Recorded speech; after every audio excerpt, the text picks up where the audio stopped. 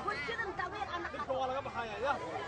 dhibka waa ballan waa laga baxayaa ma maqlaysaan insha Allah insha Allah hadii la yiraahdo waan caawinaynaa meeshaana waa ka raynaa meel ka calan dujinaa ma maqasheen ya waa laga baxayaa dhib insha Allah dhibka waa laga baxayaa markii ugu horeysay gacanta dawladda Soomaaliyeed ayaa gaari doonta 1.3 milyan oo qoysaska Soomaaliyeed ee danyarta ah kadib markii madaxweynaha Jamhuuriyadda Federaalka ah ee Soomaaliya Maxamed Cabdullaahi Farmaajo uu si rasmi ah u daahfuray barnaamij loogu magacdaray Baxnaano. barnaamijkan oo ah mid muddooyinkan ay ka soo shaqeynaysay dawladda Soomaaliya ayaa salka ku haya xaqiijinta ballanqaadkii madaxweyne Farmaajo ee ku aadanaa dib u soo nooleynta adeegyada asaasiga ah ee dadweynaha iyo kor u qaadista fursadaha shaqo heerka nololeed iyo dakhliga dalka. mar walbaba waxaan u maqannahay oo aan u shaqeynayna inay yihiin dadka aan mas'uulka ka nahay ama dadka mas'uuliyadda noo dhiibtay marka hawsha aan laba jibaarno aan shaqeyno insha Allah sanadka soo socdana intaan in ka badan inaan gaarno mahaqraado dhulkayga wale hal suga ma bayro wale hawluga ma baaqdo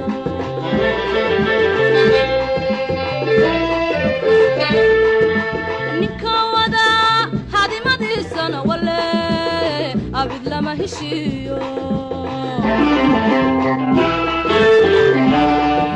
barnaamijkan waxa kale oo qayb ka ah taakulayn dhaqaale oo lagu xoojinayo nolosha dadka beeralayda ah ee dalagoodii uu galaaftay ayixii ku habsaday qaar ka mid ah deegaanada ay ka soo go'een dalagyada dalka dhammaadkii sanadkii tegay ee 2019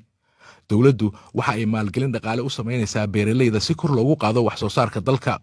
barnaamijka Baxnaano ee dawladda federaalka ah ee Soomaaliya ay ku xoojinayso adeegyada dadweynaha ayaa laga hirgelinayaa 22 degmo oo ku yaala dalka iyo deegaanada hoostaga degmooyinkaasi iyadoo loo qoondeeyay dadkaasi danyarta ah taakulayn dhaqaale oo ah 4 milyan oo dollar bishiiba.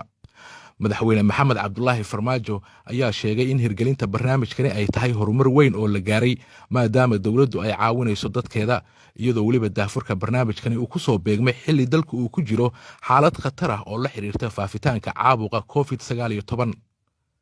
waa runtii bilaaw wanaagsan wax walbana dee meel bay ka bilowdaan inaan nasiib u wada yeelanay idinkuna aad runtii ka shaqayseen inay hirgasho markii ugu horeysay ay dawladdu haba yaraataba ay gaarsiiso shacabkeeda dadkeeda saboolka ah waxay awoodo inay gaarsiiso bil Ramadaan ay hadda ay bilaabanayso mar dhow iyo xaaladan COVID-19 ay keentay oo dad badan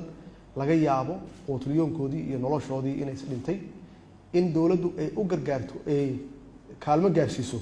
runtii waxaan oran karaa waa horumar aan gaarnay. madaxweyne Farmaajo waxa kale oo uu shaaciyay in dawladdu ay diyaarisay qorshaha horumarinta qaran ee sagaalaad oo si faahfaahsan u qeexaya qorshaha lagu wajahayo saboolnimada cunto yarida. madaxweynuhu waxa kale oo uu sheegay in dawladdu ay xoog saari doonto kor u qaadida nolosha dadka u nugul xaaladaha degdega ah sida abaaraha, duufaanada, cudurrada iyo guud ahaanba musiibooyinka dabiiciga ah ee ina soo food saara. ugu dambeyntii madaxweyne Farmaajo ayaa faray xukuumadda gaar ahaan wasaaradda shaqada iyo arrimaha bulshada oo hogaaminaysa barnaamijka Baxnaano in si daahfuran oo hufnaan iyo cadaalad ah ay ku fuliso barnaamijkan iyadoo oo daryeelaysa qoysaskan danyarta ah ilaa ay ka gaarsiinayso heer isku filnaansho nololeed oo ay iskood u maareyn karaan noloshooda si wajiyada xiga ee barnaamijka Baxnaano loogu sii baahiyo malaayiin kale oo ka mid ah shacabka Soomaaliyeed oo u ooman adeegyada dawladooda. mahaqraado dhulkayga wale hal suga ma bayro wale hawluga ma baaqdo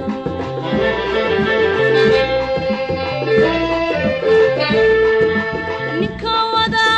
hadimadisana wale abid lama heshiyo